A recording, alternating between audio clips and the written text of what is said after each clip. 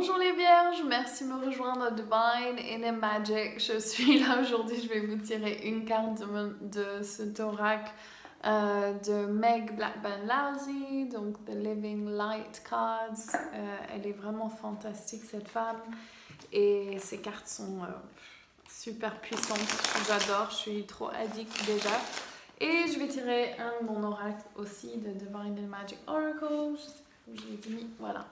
Donc on va voir, on va faire une carte, c'est vraiment pour vous aider avec l'énergie du moment et vu qu'elles sont en retard, donc j'aimerais que juste qu'on prie ensemble, je demande aux 4 points cardinaux, le sud, l'ouest, le nord, l'est, Pachamama, Père Ciel de nous entourer. Je demande que tous les guides soient là autour de nous dans ce moment présent et que nous puissions recevoir la lumière divine dans nos chakras coronales maintenant pour éveiller, nous aligner, nous soulever, nous purifier et nous mettre en lien total avec la lumière et l'amour de l'univers. Merci. Je demande que chaque cellule de notre corps s'éveille à la toute puissance de notre être. Et je demande maintenant de recevoir la carte la plus appropriée, la plus pleine d'amour, la plus... la meilleure carte.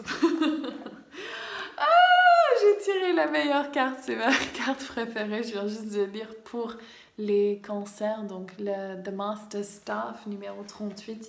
J'ai eu pas mal de... C'est une carte qui est très longue à traduire, donc on va commencer tout de suite. Cette carte vous demande de considérer la maîtrise, de devenir maître.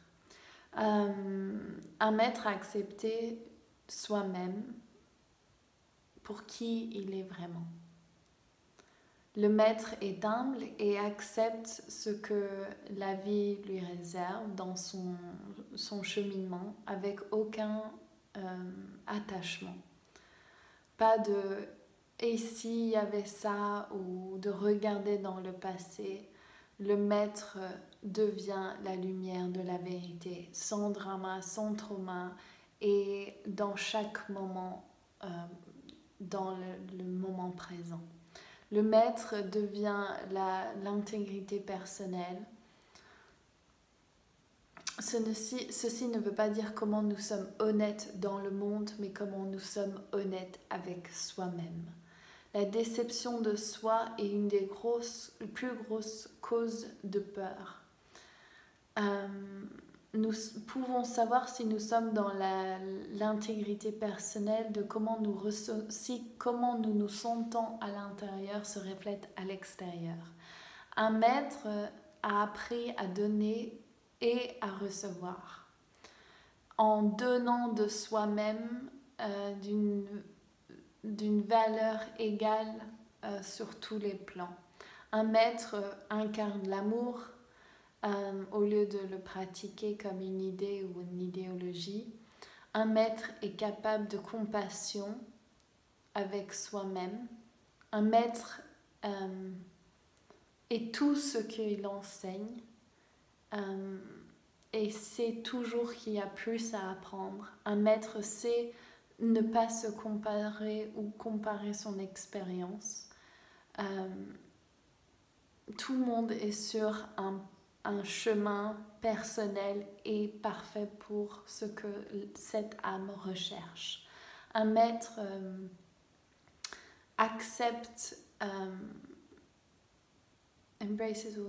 accepte tout ce qui lui fait face, toutes ses peurs, avec un cœur ouvert dans la plénitude. Un maître dort bien la nuit, sachant qu'il a donné de son meilleur dans la journée et qu'il a fait tout ce dont il devait faire.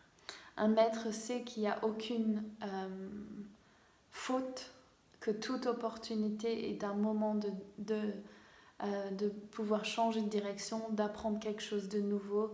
Au lieu de se rabattre dessus, il peut rigoler de l'humanité et aller au-delà des choses sans se plaindre. Un maître ne cherche aucune approval, ne cherche aucune approbation ou que quelqu'un d'autre lui dise qu'il est à la bonne place. Il se le donne à soi-même.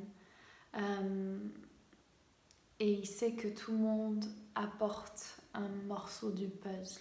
Le maître reste dans son ego,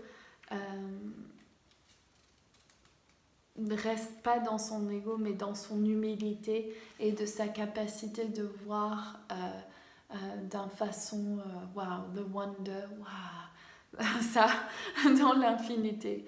Le maître sait qu'il n'a jamais, ne pense jamais avoir tout appris, car ceci est impossible. Un maître porte de la lumière partout où il va, sans aucun jugement ou d'attachement au résultat.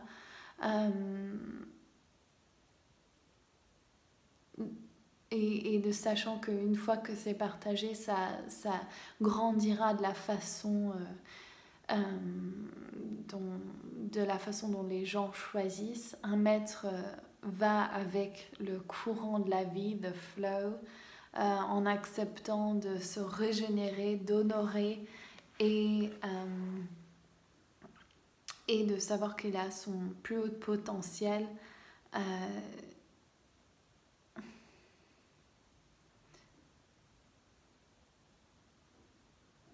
Et de savoir que s'il est dans le courant de la vie, tout ce qu'il donne, il reçoit encore plus. Un maître n'a pas besoin de mots pour montrer ce que nous sommes en train de dire. C'est une simplicité apparente et c'est une simplicité apparente de la complexité de la vie. C'est juste, it just is. C'est juste et ça est juste. Un maître est l'amour sur terre et partout au-delà. Donc voilà, vous êtes au bon moment, vous êtes dans votre bon espace, les vierges, c'est très très beau. Tout de suite, cette carte est tombée encore.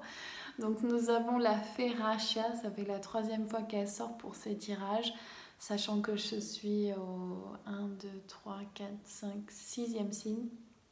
Donc c'est la fée de la sensualité, du féminin divin. Si vous vous sentez appelé à faire la roue des 13 fées, on commence le 26 novembre. Pendant les prochains 3 mois, nous allons travailler ensemble durant des méditations préenregistrées et cette live que nous ferons ensemble pour vraiment intégrer l'énergie des 13 fées pour comment elles peuvent agir dans votre vie et vous apporter le soutien nécessaire pour avancer sur votre cheminement.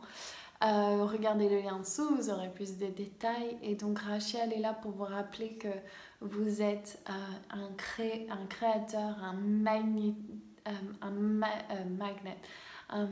aimant attractif et que vous pouvez attirer vers vous ce que vous désirez.